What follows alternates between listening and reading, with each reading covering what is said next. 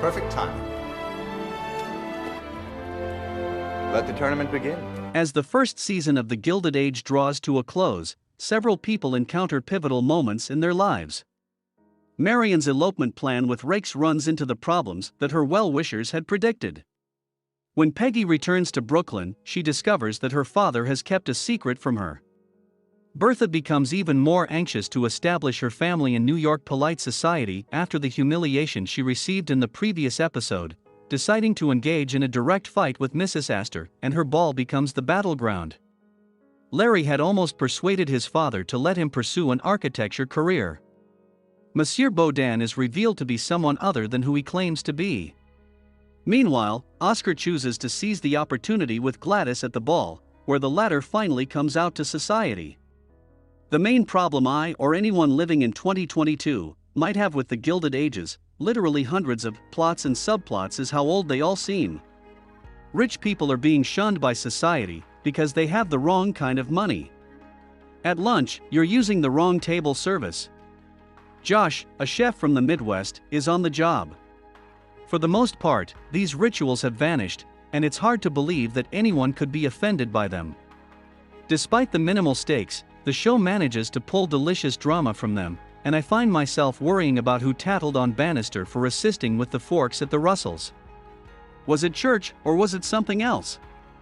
Is that what the letter from Miss Turner revealed? The show can be too cryptic at times for a dummy like me to figure out. To put it another way, I'm concerned. I worry for the Russells, who, on the surface, appear to be moral people, but are forced to do indecent things in order to fit into a society with ridiculous laws. I'm interested in all of the servants and their tiny, sometimes tragic plot arcs.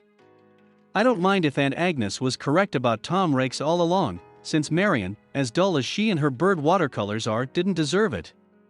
As the sun rose over the Russell home and everyone meandered home drunk off the thrill of Gladys Russell's debut as a woman, despite the fact that there were many loose ends on the season, the sun rose over the Russell home and everyone meandered home drunk off the thrill of Gladys Russell's debut as a woman.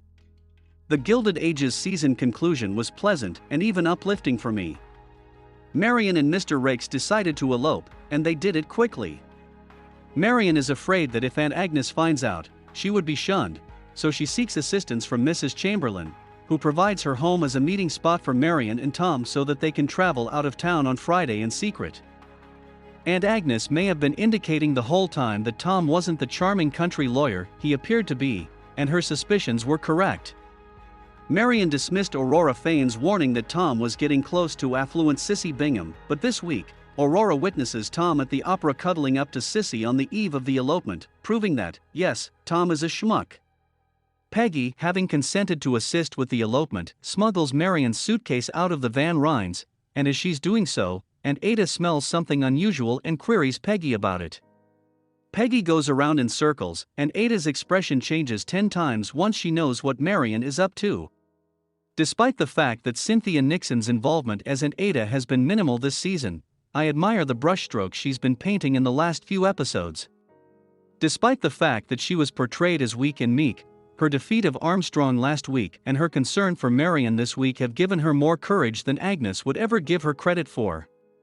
As Marion sits at Mrs. Chamberlain's waiting for Tom, who is several hours late, to arrive so they can run away together, Aurora Fane arrives with the news that she witnessed Tom and Sissy Bingham canoodling.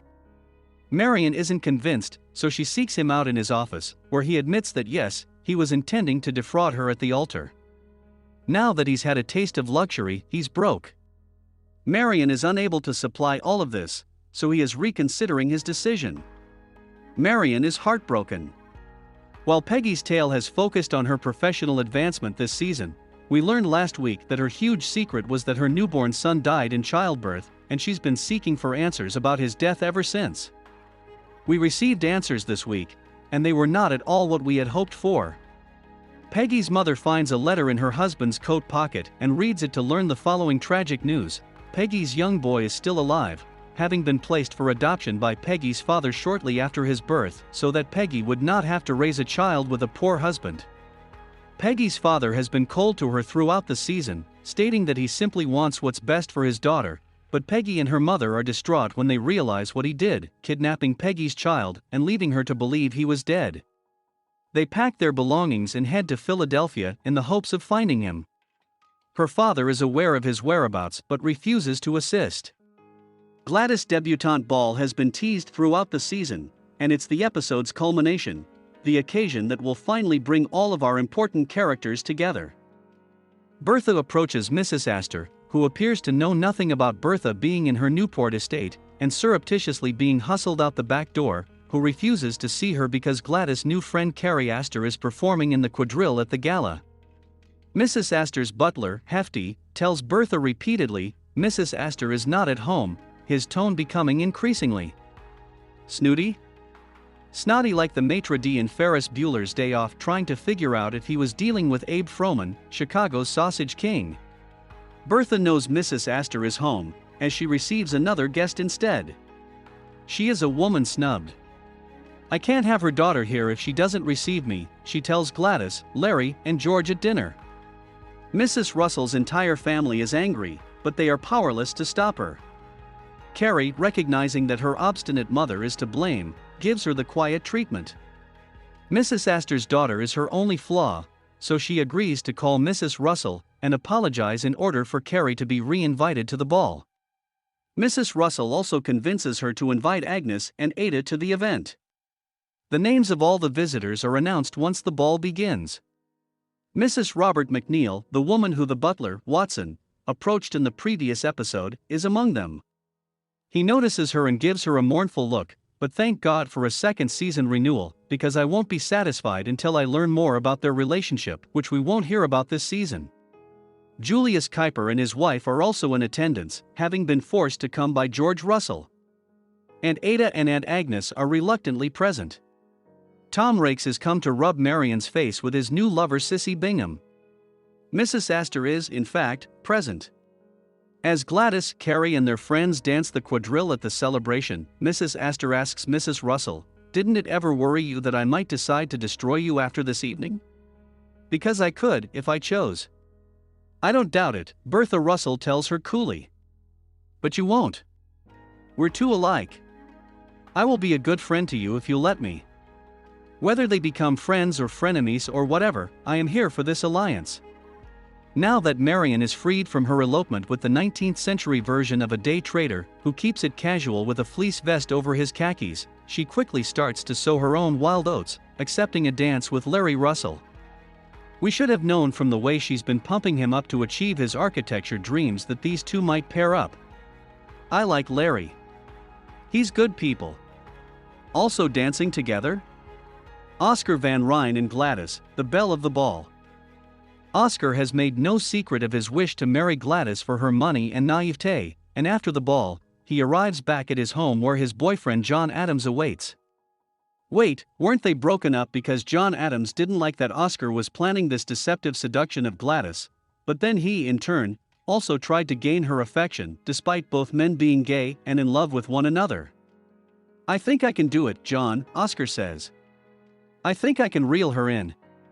And don't worry, nothing will change." "Ugh, Oscar, this side of you is a whole Lifetime movie I am not interested in watching. I can't believe I didn't lead with this, but Josh Borden, everybody." Last week, Monsieur Boudin, the Russells' French chef, was seen scrapping with a woman on the sidewalk. Well, it turns out that someone was his wife, who tracked him and his new identity down. Boudin is not actually French at all, he's just a farm boy from Kansas, as George tells Bertha when he learns his chef's true identity.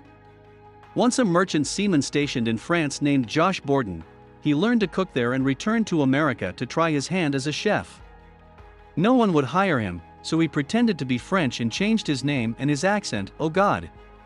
His Kansas accent, and once his estranged wife caught whiff of what he was cooking, she wanted to reconcile with her newly French husband.